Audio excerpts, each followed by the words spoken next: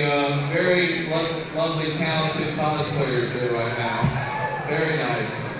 All right, so go by the Whitney Dexter picture T-shirts. And now, without further ado, we have Crazy Comics. It looks like Daniel Moore will be with them. Might as well. And I hear the microphone is live. Is that accurate? Yes. Can people hear me? If you point it towards your mouth. If I point it toward my mouth. There you go. So, Here. Dan? Thank you. Yeah. Should I use the traditional introduction or should I use the convention introduction? Lyndon? The usual. Hello and welcome once again to Crazy Comics and Stories. It's me, your charming and delightful old Uncle Rat Bastard. And at the other end of the microphone cord is Dangerous Dan Moore. How you doing today, Dan? I'm doing well. How about you? I'm upright. Every day above ground is a good day. And we have topics. We have topics. Yes, this is probably our biggest audience live ever because you were at the first panel we did. Yeah, I was. I think it was a Spring Con. Yep. We were one of the panels there. Joe and I, my partner Joe, who's not here today because he's got a job. Oh. But he and I, we did a podcast panel on how to do podcasting. And we had, at most, 5 whole people, one of which we actually brought up on stage. Yeah. So this one's a little different. And I am an expert on comics, right? Yes, I will give you that. Okay. One of the things Joe does is ask the Strode. So why don't we start off with you asking me a comic book question so I can just give people the level of nerddom they are dealing with. I have to come up with a question for you about comics? Or I could take one from the crowd. Right, so I will come up with a question from comics. Thank you.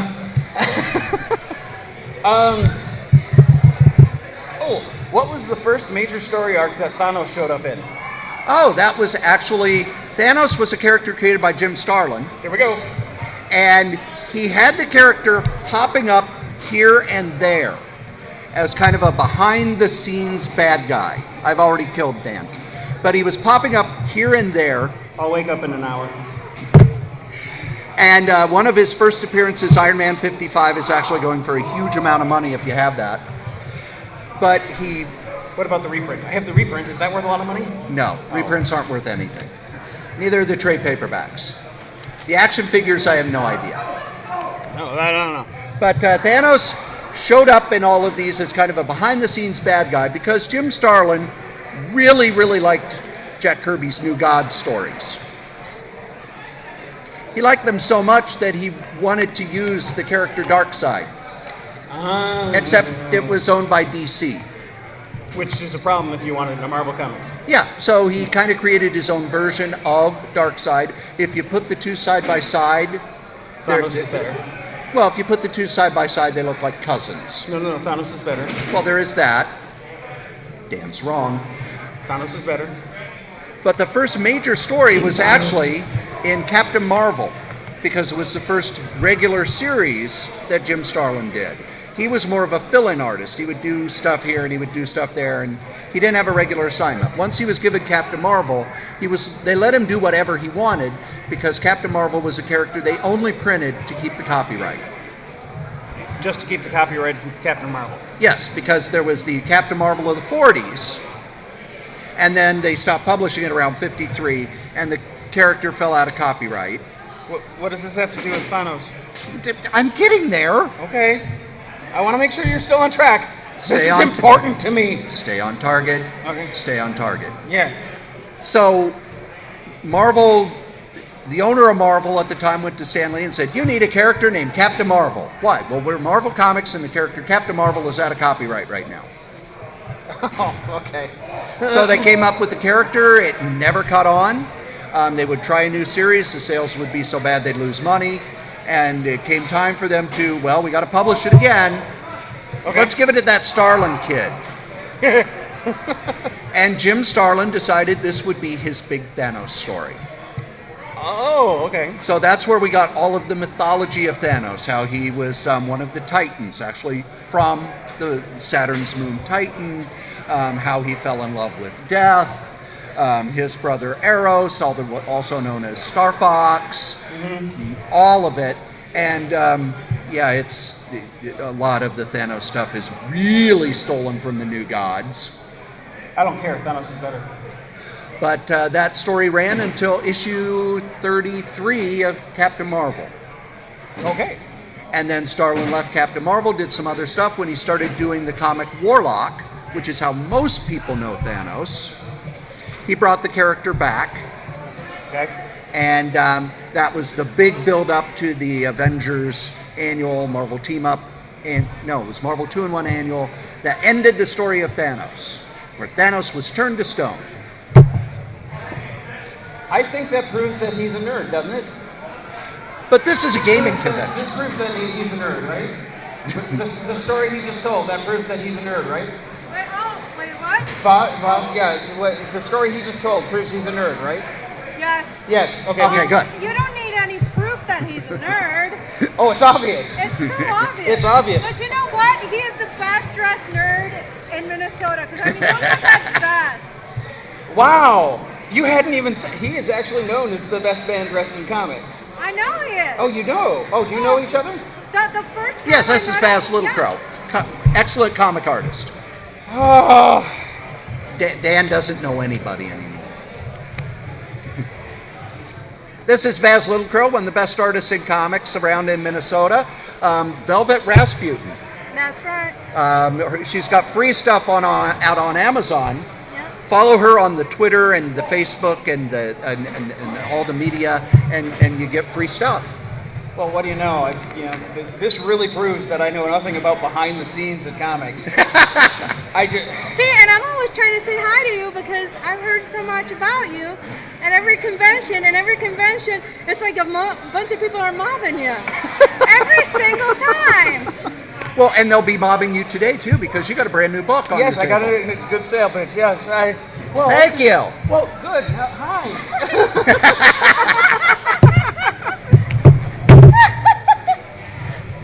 That's my job, to embarrass I Dan. give up today. Oh my god.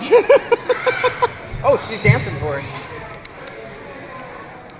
There we go. Okay, this works. So there we go. We Dan, have a show. We're good.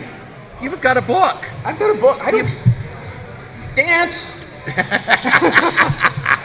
You made her go away.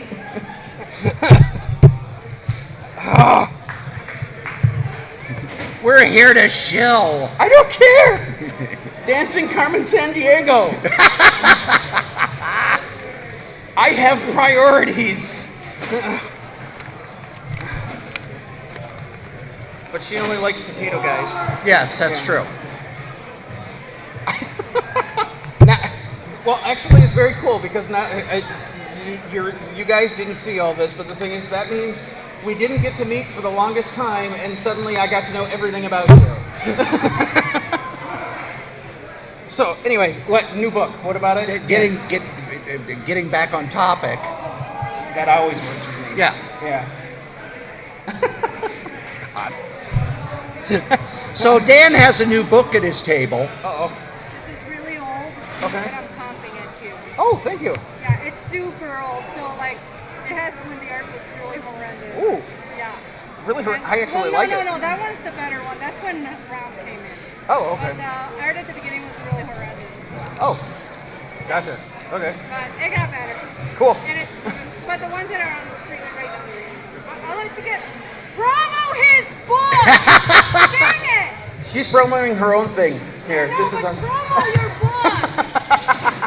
Okay? It's like pulling Alright. teeth to get Dan to shill his stuff. Yeah, I'm bad at chilling my own stuff.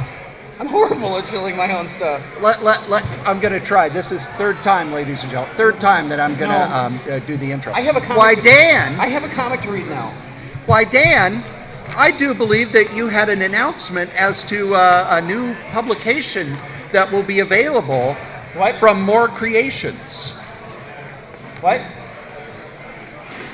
See what I deal with, ladies and gentlemen. Whoa.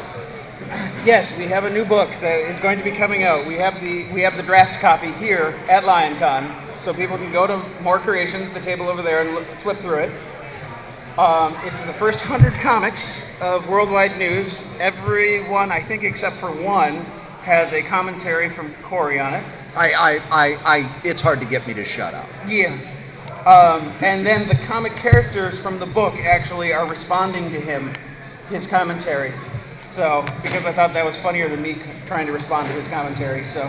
And the reason we did that Yes. is it's a web strip. It's worldwide news. It's the story of the lowest rated cable news organization. And they're headquartered in an abandoned theater. They have no money for equipment. They're barely on the air. And you could read it on the interwebs. Yes. Worldwidenews.solitairerose.com. But if you're going to buy a book, You're going to buy one book today. it shouldn't be something where you're just getting what you could get for free. Yes. I'm one of those people, if I buy a DVD and there's no commentary and there's no documentary and there's no special stuff, I don't want it. You've already seen it. So what I'm doing, what Dan and I are doing, we made this the Criterion DVD version Yes. of the strip. You get commentary, you get behind the scenes stuff. I haven't got a chance to flip through it. You get the pitch that I sent out to a number of artists. Dan was the one foolish enough to say yes. He said yes when I asked if it was okay if I did it. Yeah, and all kinds of stuff. We've got introductions. It's a party in a book, ladies and gentlemen. It's a party in a book. The introduction was awesome because Cory, a couple months ago when we were first starting to put the book together, he sent me the pitch that he said he wanted in the back of the book. He sent me the foreword that he wanted at the foreword, and he sent me all of his commentary. And about a week before I sent it to print, he goes, "Hey, do you think we should have Joe write the foreword? I want Joe to write the foreword unless you can think of somebody better."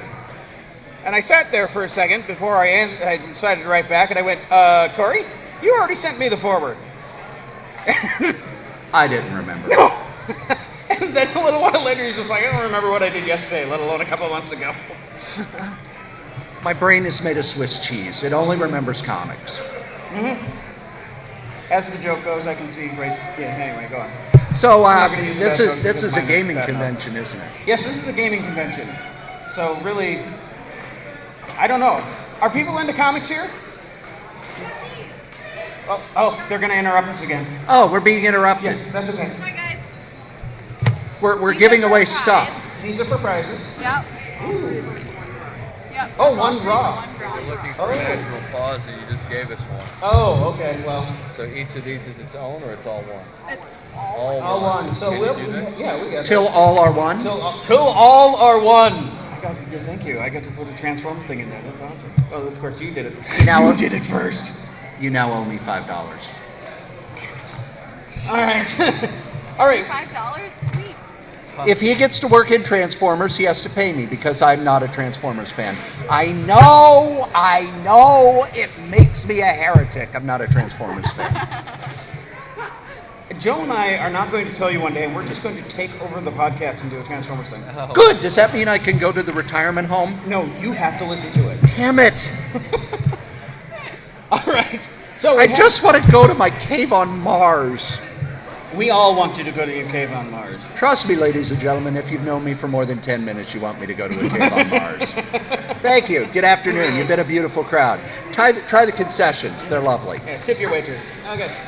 So we have a white dragon miniature for D&D. got more. Oh, we have more. We'll put those in there, and we'll. They're adding stuff all the time. Yes, we have Attack Wing, Tyranny of Dragons, Organized Play Series Tournament Expansion Pack. And if dragons are in charge, it probably would be a tyranny. They don't seem like they're into democracy. Yes. And Munchkin Loot Letter. There was a Munchkin comic. Is it still coming out? Yes, it is actually. Oh, cool. Cool. And cool, now cool. we go in and we sort this because things were added and I don't know what I'm doing. I haven't known what I'm doing since 1982. All right, I'm not going to make the same joke I did last time. So, okay. 5, 3, 2, 8, 8, 9. 5, 3, 2, 8, 8, 9. Come get your stuff and your lights are on. Yes. That's you? You? You? Woo! Ladies and gentlemen, we have a winner. We have a winner, and it is for the weakest dragon there is.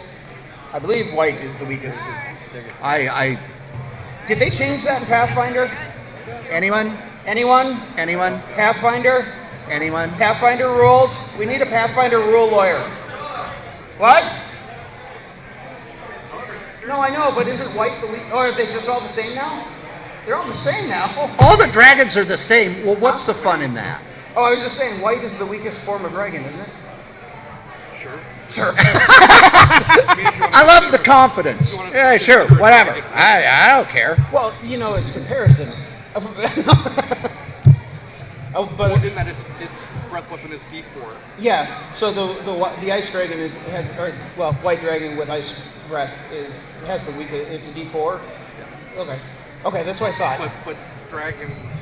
Well, yeah, it's still going to kill you, but it's not going to kill you as badly. Or as quickly. That makes it much better. Yeah. Or quickly, yeah. Well, especially if it freezes you first. I have notes, He's trying to be organized. How long have we been doing this now? About 20 minutes. 20 minutes, and we still haven't got to the topic. What's Just like the podcast. There's a topic? Yes, this is a gaming convention. You've said that. I know. I'm a comic book person. You said that. There have been times when the two have merged. Merged. Much as if you're trying to get to work and there's a lot of traffic. Except you don't have, when games and comics merge, you don't have somebody doing this. You've never met gamers? Well. Dan, What? when you think gaming and comics, he said, trying desperately to pull us on topic, This ought to be fun. Yes? what is the first thing that pops into your mind? The first thing you remember when you were a kid playing games and you loved comic books? Playing games and comic books. The first thing to pop into my mind. Mini tacos. That does not surprise me. There you go. The first games that had to do with comics, however, I'm an expert. I'm used to driving this into a wall. The first games that had to do with comics were board games. They were bored? Yes, they were So they very weren't very bored fun. with you trying to pull me off topic. There were board games. There were all sorts of board games for comic strips. And one of the things about the podcast I do is tell stories of my life. I'm sorry. I'm so sorry. We're going to get a story in real life? When I was a child, my grandmother had a game called the Uncle Wiggily game. Oh, I remember that. That game was based on a series of children's books that also had a comic strip, Which one? Uncle Wiggily. There was an Uncle Wiggily comic strip? In the 10s and 20s. Oh. The children's books are now mostly on public domain, but they are still available. But the game actually outlasted the books Yeah. because you can still get the game. Yeah. And the game has the characters from the books and the comic strip. And it wasn't the only one. There was a Superman board game. There have been other board games. But the first one that really hit big was Batman. And why do you think that would be? Because he worked out. Yes. Yeah. And because of the Batman TV show. Oh, so we're jumping from the 10s to the 60s. Yes, because really there wasn't a lot in between. Okay. Yeah, there were some board games and stuff, but this Batman board game, which is a terrible game. It's a terrible, terrible game. It's rolling dice and drawing a card, and there's no strategy. Go around the board, and whoever. It was a money grab. But then again, everything that had to do with the Batman TV show, merchandise-wise, was a money grab. And it's hard for us to comprehend just how big this was. By the way, we're live streaming according to your Twitter. Oh, good. Whoa. We're on the fire-breathing Twitter machine. However, the computer just shut down. There we go. But it sold very, very well, despite the fact that it was terrible. You can find it in antique stores, collectibles. You can do all of that just for whatever. Do not play it, because halfway through you'll go, is there anything else we can do? Is there something good on TV? Have they dropped a new season of Daredevil on Netflix yet? But there were other board games that came out after. There was a Casper the Friendly Ghost board game. Casper the Friendly Ghost? Yes. Precursor to Arkham? No, because Casper was friendly and the Arkham characters are not. Oh. There was a Spider-Man and His Amazing Friends game. Okay. But there was another game that came out in 1979 based on a comic that may have been the most successful board game ever based on anything else. Really? The Mad Magazine board game, which came out in 1979, we're being brought a note. Oh. Dan, would you like to read the announcement? Okay. The concession stand is open. Stop in and see them. And thank them for being here. Thank them for being here. The concessions are now open. Go ahead, get a snack, put something in your belly, because if you don't eat, you're not going to feel well in a couple hours when you're still gaming.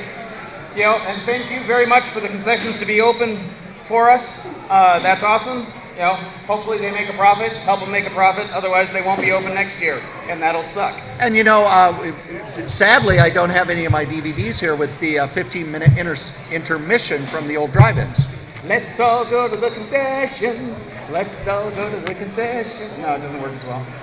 1979. 1979. We're back to 1979. They came out with the Mad Magazine board game.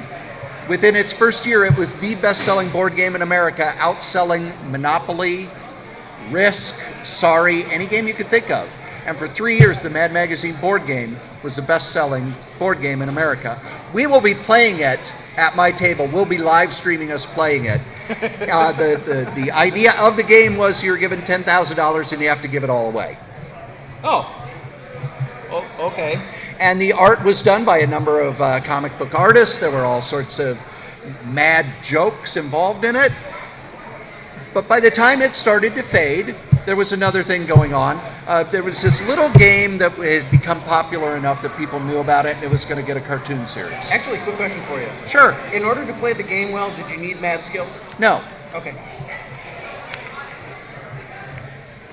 By the way, me not reacting at all, that's called no selling. Just letting you guys know behind the scenes. I'm opening the curtain and letting you in. Dan, give me another joke like that. I thought you were just trying not to encourage me. Well, that too. We used to have crickets, but they went back to the podcast that we stole them from. I didn't know that part of that story. We stole them, but with permission. Oh. Okay. And when they came back, we gave them back. Dan, there was another game that came out in the early 80s that kind of took over the whole comic booky thing. Do you know what game that was? By the way, if you watched TV in the early 80s and you watched a Tom Hanks movie, Tom Hanks movie, you knew that it was evil and terrible and would turn you into a demon worshiper. Luigi? No. Oh. Transformers? No. Darren the Happy Devil? Dungeons and Dragons. Oh, based off of that cartoon. Oh, well. When I started getting into Dungeons and Dragons, that's when the Mazes and Monsters movie came out, based on a book about how if you play Dungeons and Dragons, you'll go crazy and unleash evil. And it's true.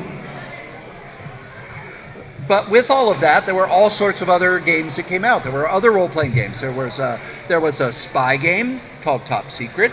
There was a game set in the Old West called Boot Hill. There was a game that was completely unplayable called Traveler. And there were superhero role-playing games. No. The first batch were Champions and Villains and Vigilantes. Oh, he's actually got notes here. You didn't know that? I am prepared, ladies and gentlemen. I'm a professional. Professional what? We still have no idea, but a professional nonetheless. Champions, I like the story of Champions. I never played the game. You never played the game? No, because I played Villains and Vigilantes. Oh. But Champions... So you were a gamist. I don't even know what that means. A gamist? That's no selling. But Champions came out, took the copyright on the word Champions. They eventually put out a comic book. Back in 1975-76, Marvel put out a series called The Champions. Marvel kind of forgot that they had that series. Oh no. And when the role-playing game took the trademark, Marvel then went, oh crap, we can't put out a Champions comic anymore. Now, for those of you who are thinking, wow, the Champions, that's a cool name. That probably was a great comic. No. Let me give you the lineup. Hercules, Black Widow, Iceman, Angel, and Ghost Rider. Oh, that's right. I forgot Ghost Rider was part of that. And you're now thinking to yourself, what do these characters have in common? The answer? Nothing. Absolutely nothing. At the time, and the editor-in-chief of Marvel said you need to have a woman, you need to have a strong character, you need to have a character with his own book, and the writer had simply wanted to do a story, wanted to do a series about Iceman and Angel, who were no longer in the X-Men, traveling across America. So he said, okay, you can have them, but you need these other characters. So Champions came out. Okay. I do believe that they still are putting out Champions comics once in a blue moon. Okay. Villains and Vigilantes was a game I played, and the way I found out about it when I was playing Dungeons and Dragons as a teenager, going crazy and unleashing evil, I got the sheet for Gen Con. Okay. Because I was going to go. I was going to save my money and go. And one of the games they had there was you could play the X-Men. Oh. No, I didn't know about the superhero role-playing. It was like, I can play the X-Men? I can do role-playing for the X-Men? And I actually called the convention organizer and said, how are you able to do that? That was really disturbing. Well, like I said, gaming has made me crazy and evil. By the way, ladies and gentlemen, that's called a callback. When you just keep going back to the joke over and over again. David Letterman used to do that. And what it was, the joke would be funny, and then it wouldn't be funny, and then it would be really, really funny. In my case, the joke isn't funny, then it's less funny, and then it never gets funny. But he said... Funny, isn't it? He said there's this game, Villains and Vigilantes, where you could be the X-Men. Okay. I immediately went to the gaming store and said, I must have Villains and Vigilantes. Now, these games did well enough that Marvel did a role-playing game, Yep. which is terrible. Yep. And DC did a role-playing game, which is good. But I'm going to give you two little pieces of behind-the-scenes stuff. Okay. There is a series that came out, started in 1983, that Marvel did, called The Official Handbook of the Marvel Universe. Or as us hardcore nerds call it, OHOTMU. OHOTMU? Official Handbook of the Marvel Universe. OHOTMU. Oh boy. And in it, it would have the character, his powers, a brief history, and stuff like how tall he was, how strong he was in comparison to other heroes. And the reason they did this, first off, was for licensing. Licensing the Marvel role-playing game so that the people creating the game would be able to say, this character has this much strength, this character has this much strength, these are the powers they have, boom, boom, boom, boom, boom. Okay. DC was already working on their version, which was called Who's Who, because DC was building up to their 50th anniversary. They were getting ready for Crisis on Infinite Earths, and they wanted to know, who are all the characters we have? Why? They got rid of most of them in Crisis on Infinite Earths. And what are Sugar and Spike's powers? Sugar and Spike? Sugar and Spike were two babies who spoke to each other in baby talk and had adventures. It lasted 102 issues, drawn by Shelley Maldenoff. Sugar and Spike. It was my mother's favorite comic. There is a Sugar and Spike archive which reprints the first 10 issues, and they recently did a reboot of them in the Legends of the DC Universe comic by Keith Giffen. Sugar and Spike. They talked baby talk, and no one understood them, but all babies understand baby talk. And Doctor Who. So, Marvel came out with their role-playing game, and we bought it because, hey, Marvel, role-playing, this is going to be great. The rules are made for children ages 8 to 12. Dan, Yeah? would you like to play the Marvel role-playing game? Not really. Lyndon, Oh, would you like to... I'm sorry. I was supposed to say yes. Yes, I would love to play the Marvel, unless you do want to come up and play it. Okay. Okay. Lyndon will come up and play. Good. This saves me. Here, hold on a second. Come here. Okay. All right, we're about to play the Marvel role-playing game. Okay. You are the Human Torch. All right. Galactus is attacking the Earth. Okay. What are you going to do? What are my attack stats? You don't Do have I have any. a character sheet? Do I have dice? You have a character sheet and dice, but, Okay, what, okay, but what are okay. you going to do? Tell me your first action. Well, I'm gonna wake up and get out of my bed and get dressed and ready to go save the day. This is why magicians train their volunteers. Yeah. So, Galactus is about to eat Okay. the Earth. Okay. What is your first action? Did you brush your teeth? Yes, I did brush my teeth. Okay, good. I summon the other heroes that All right. hopefully are playing with me. Hold on. Are you spinning a quarter? Tails, you fail. You are on your own. Great. I make peace with my god. And Hold on. What? You rolling the quarter again? Heads, you have made peace with God. Perfect. I said my god. There's only one God in the Marvel Universe, and that's Jack Kirby. Then I set him on fire. All right. Period. Will So- a fire attack stop Galactus? Heads, you win. Galactus leaves the Earth, and we are all saved.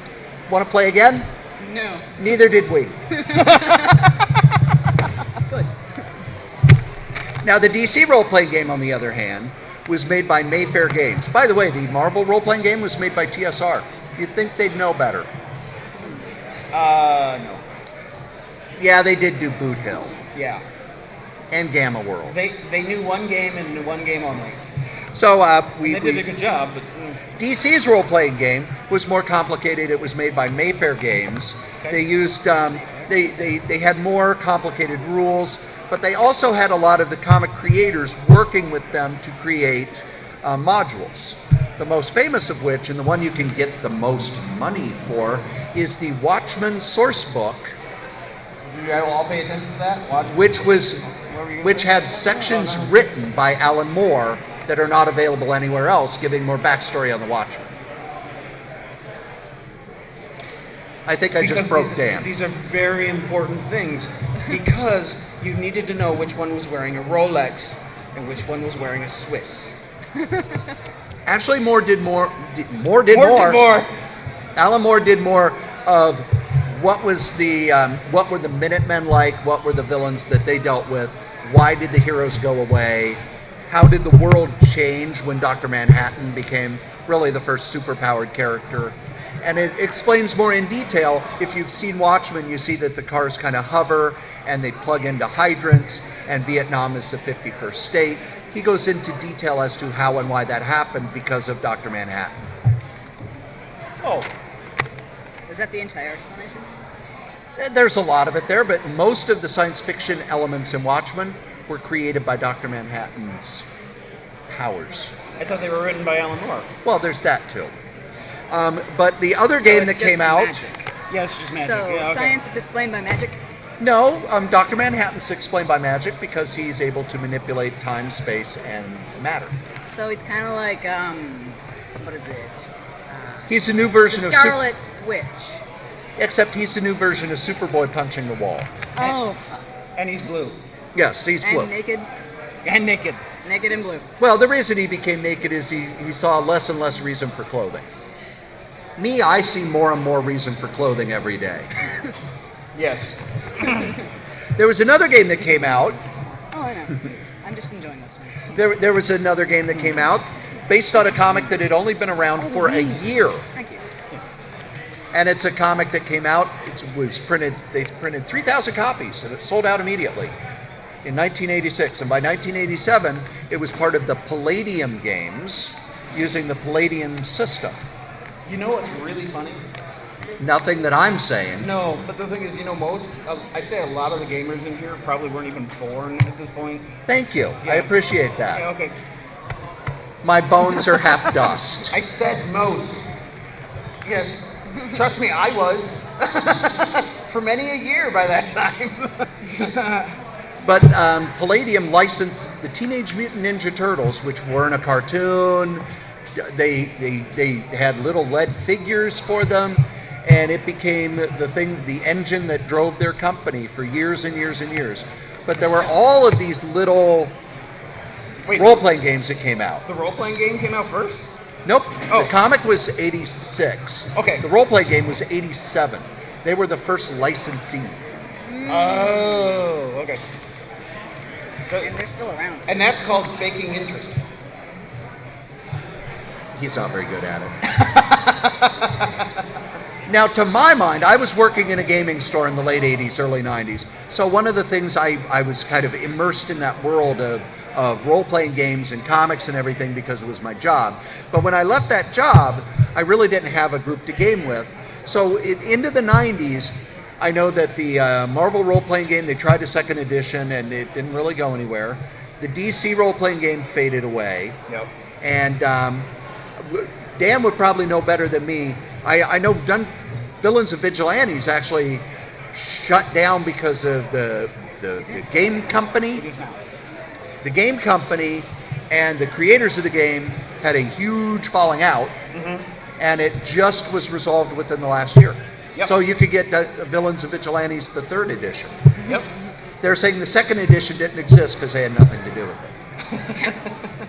But Dan would know more about the role-playing games having to do with superheroes and comics. What I knew at the time were the video games that started coming out. Oh, that makes sense. So Dan, entertain the people about role-playing games with superheroes in the 90s. Dangerous Dan Moore, ladies and gentlemen.